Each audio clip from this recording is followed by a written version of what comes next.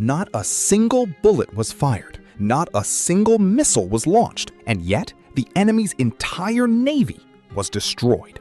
This is not a movie story. This is real. But the question is, what actually happened that day? How did a navy, without firing a single weapon, bring the enemy to its knees? Today's story is not about strength. Today's story is about intelligence. Friends, there are some events in history that are written in books, but never get the attention in the media that they truly deserve. This is one such event. We're talking about 1971. War has broken out between India and Pakistan. East Pakistan, today's Bangladesh, is fighting for independence. Millions of people are dying. Crores of refugees are crossing into India. And in the middle of all this, the Indian Navy was making a move that would change history. But before reaching that real story, we need to go back a little. November 1971. Tensions between India and Pakistan are at their peak. The Pakistani Navy at that time possessed an extremely dangerous vessel. Its name was PNS Ghazi. This was no ordinary ship. It was a submarine, obtained from America, equipped with modern weapons, and its mission was to sink India's most powerful warship, INS Vikrant. INS Vikrant was India's only aircraft carrier. Without it, India's naval power in the Bay of Bengal would have been cut nearly in half, and Pakistan knew this. Ghazi was given one job: find Vikrant and sink it.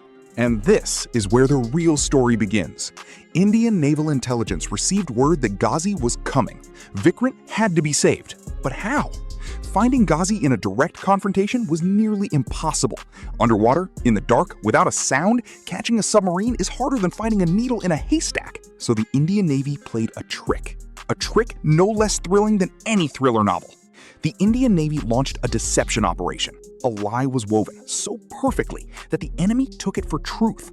Radio operators were given a special order.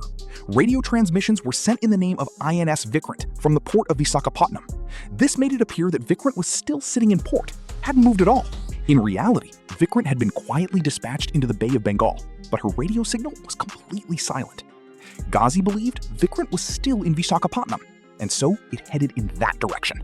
And then, the night of December 3rd, 1971, outside the port of Visakhapatnam, in the deep sea, a devastating explosion occurred.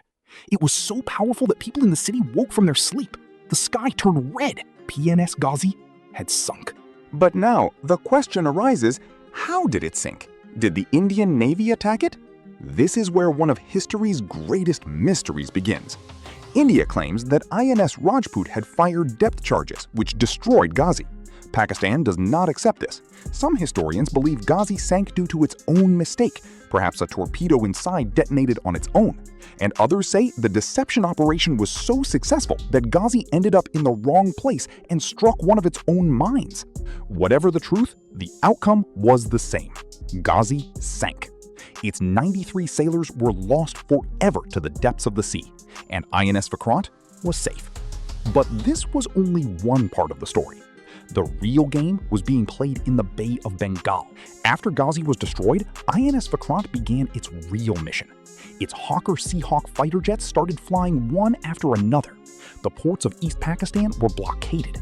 Chittagong, Cox's Bazar, Kulma. The Pakistani Navy was surrounded from all sides. No supplies could come in by sea. No soldiers, no weapons, no reinforcements. The 93,000 Pakistani soldiers deployed in East Pakistan were left completely alone. And this blockade did something that perhaps even the biggest attacks could not have achieved. December 16, 1971, Lieutenant General A.A.K. Niazi signed the Instrument of Surrender in Dhaka. 93,000 Pakistani soldiers laid down their arms. It was the largest military surrender in history since World War II. And the foundation of that victory was that false radio signal, that single deception the Indian Navy had fed to Ghazi. Friends, this story teaches us something very profound. Wars cannot be won by guns alone. Real strength lies in thought, in strategy, in that one moment when you show the enemy what it wants to see and quietly do something entirely different. PNS Ghazi was not sunk by a missile. It was sunk by a plan, a mind, a move that is still taught in naval military history to this day. The War of 1971 was not only fought on land, it was fought in the sky, it was fought underwater, and most importantly, it was fought in the mind. And in that battle of minds, India won, and Bangladesh was born. If this story resonated with you, share it with those who want to know these forgotten chapters of history. Subscribe to the channel because many more such stories are coming, ones you may never have heard before. Joy Bangla!